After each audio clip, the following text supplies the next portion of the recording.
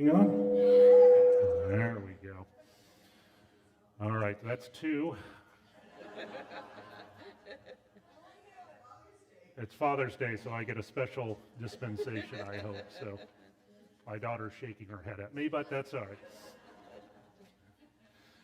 All right, let's try this again. So the good news is, although I got the wrong prayer for Rita, we did get the correct reading this morning. So the psalm that she just shared for us is one of the lectionary readings along with our Mark Gospel. And as you probably heard, it's a powerful and prophetic and poetic celebration of God's steadfast love and care in the midst of a storm that arises, and the people are delivered from the raging sea.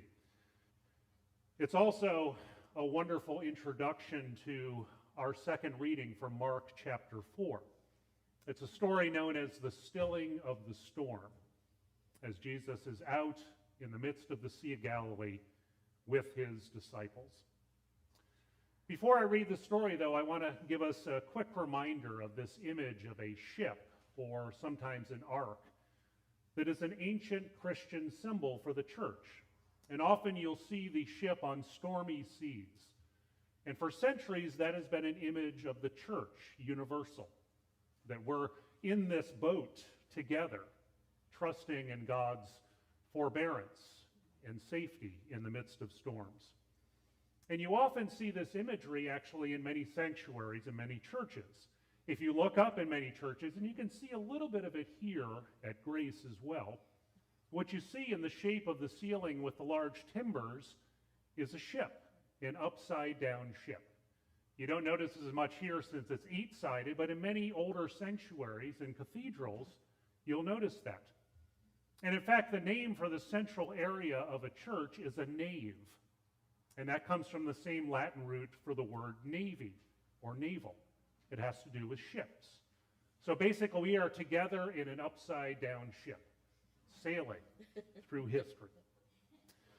Now, our gospel lesson for this morning also invites us into a ship, although it's really more like a small boat. Most likely probably about 26 feet long, 7 or 8 feet wide, that Jesus climbs into. And he's about to make this perilous crossing across the Sea of Galilee. And I think it helps to imagine the scene a little bit if you've never been there or never visited the Holy Land.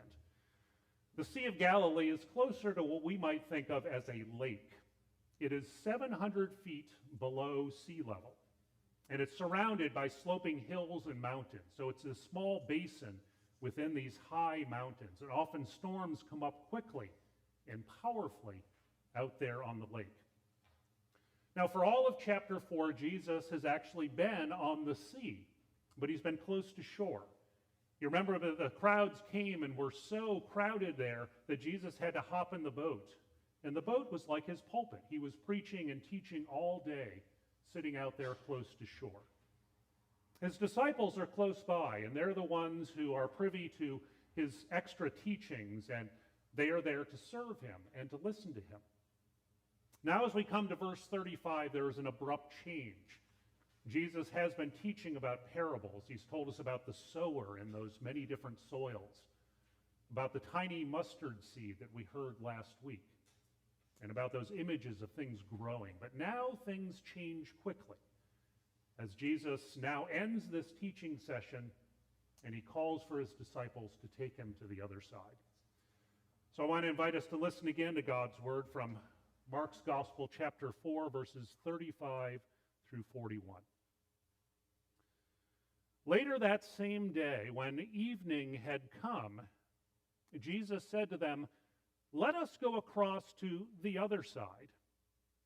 And leaving the crowd behind, they took him with him in the boat, just as he was. Other boats were with him. A great windstorm arose, and the waves were breaking into the boat, so that the boat was already being swamped. But Jesus was in the stern, sleeping on a cushion. And they woke him up, and they said to him, "Teacher, don't you care that we are about to die?" Jesus woke up, He rebuked the wind, and he said to the sea, "Silence, be still." And then the wind ceased, and there was a great calm. He said to them, "Why are you so afraid? Do you not yet have faith?" And the disciples were filled with a great fear, and they said to one another, "Who then is this, that even the wind and the sea obey him?" Friends, this is the word of the Lord. Thanks be to God.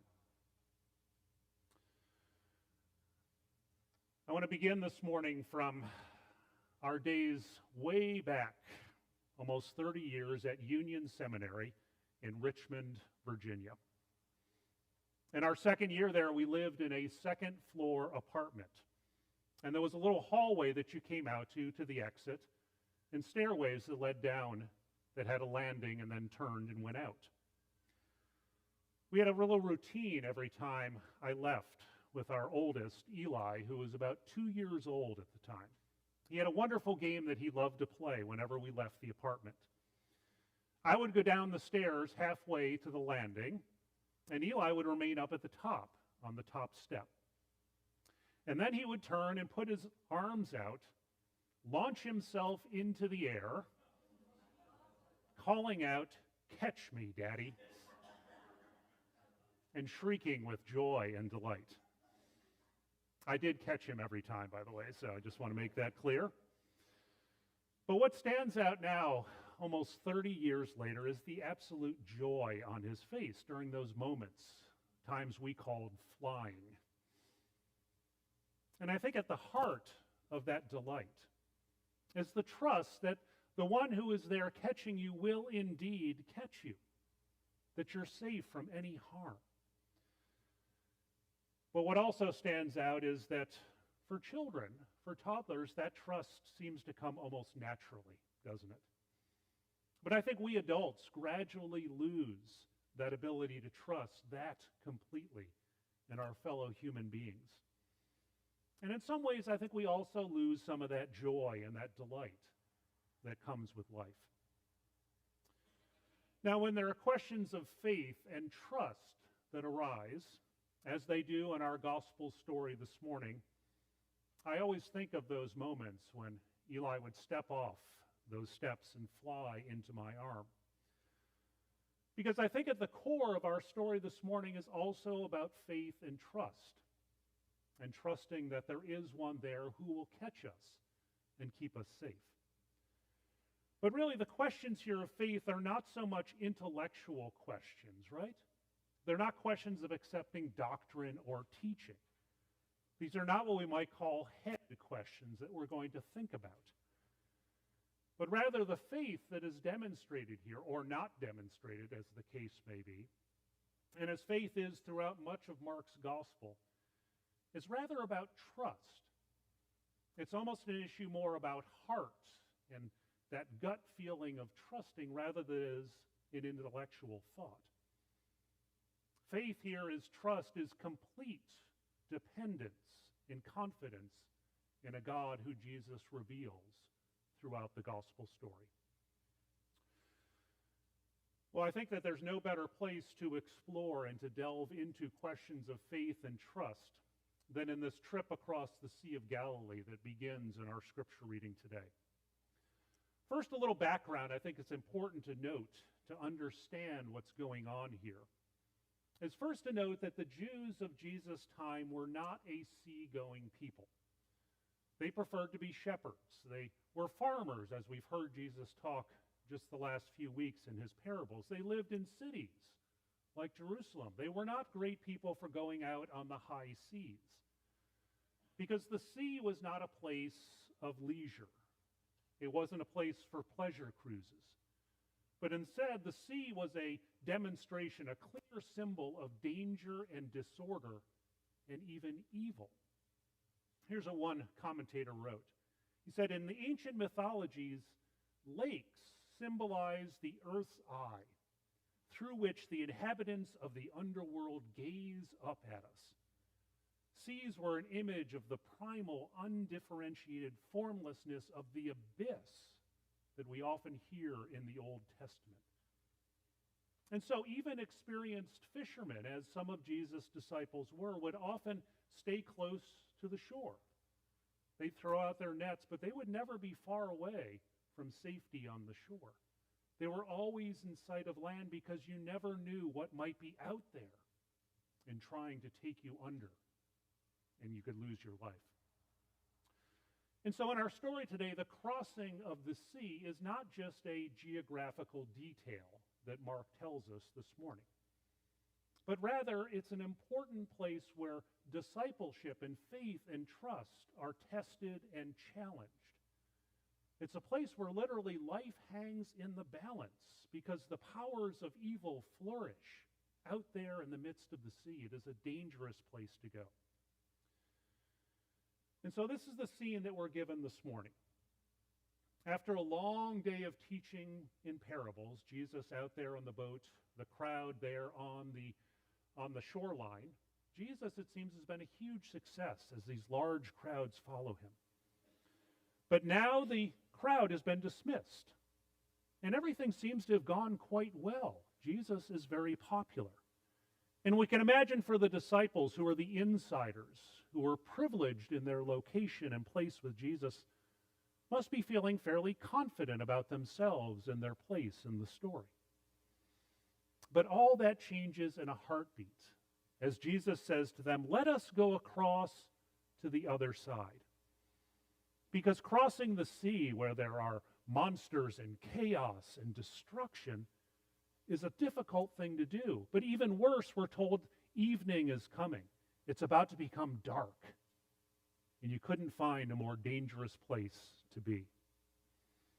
On top of that, the other side where they're going is actually pagan territory. That's where the enemies of Israel live. That's where the Romans have taken over. They dominate. And so that is not a place where any Jew would want to go. So we can imagine the worried looks of the disciples as Jesus says at the end of this long day, "Let's go across," and he hops in the boat and promptly falls asleep.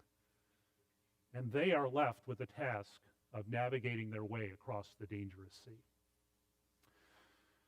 Now what happens next is actually exactly what the audience would expect.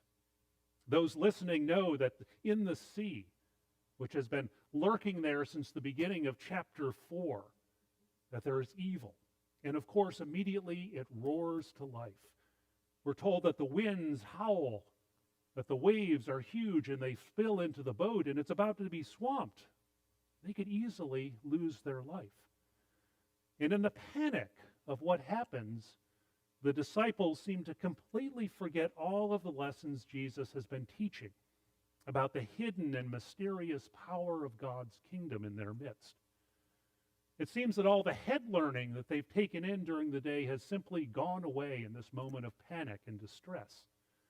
And instead we find deep doubt and fear. And so they go over and they rouse Jesus from his well-deserved nap. And they don't just say, "Please save us." They accuse him of not caring about them. "Don't you care," they say? "Don't you care that we're about to die?"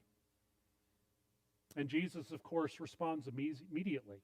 He takes control of the sea and the wind. He quiets them and brings peace and calm.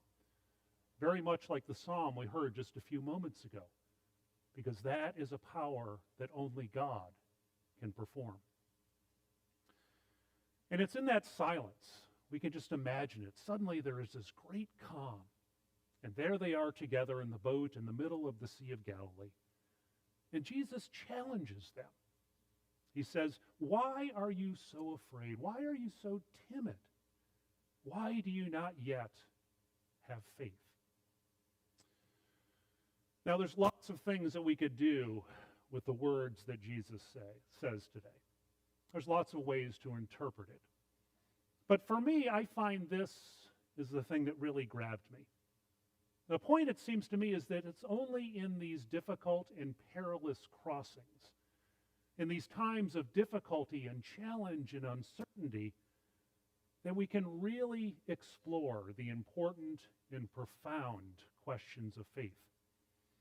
Out there in that chaos, in the stormy sea, we can begin to realize that the lessons we have maybe in our head that we've thought about for so long are tested. Is it really in our heart and in our gut? Is that truly what we believe and who we trust? And so it's revealed here that despite all the time that they have spent with Jesus, all they have experienced, the miracles, the teachings, everything that they have seen so far, the disciples still do not know who Jesus really is. And because of that, they don't quite trust in who he is. I think many of us are in that same boat. It's not easy to trust when your life is on the line. Well, we are on the other side of the resurrection. We have heard the end of the story. We know how this turns out. And so I think there's a question for us as well. Who then is this? Jesus said. And why are we still so afraid and timid? Why do we not yet have faith? I think those of us who gather in this boat this morning, whether we're here in person, whether we're watching online or a recording later, I think we all know what these perilous crossings can be like and how important they are in our journey of faith. After all, we know the storms of life all too well. We know illness and loss and grief. We know unemployment and insecurity. We know depression and times of hardness. We know what it's like to be in the midst of those storms with the wind and the wave.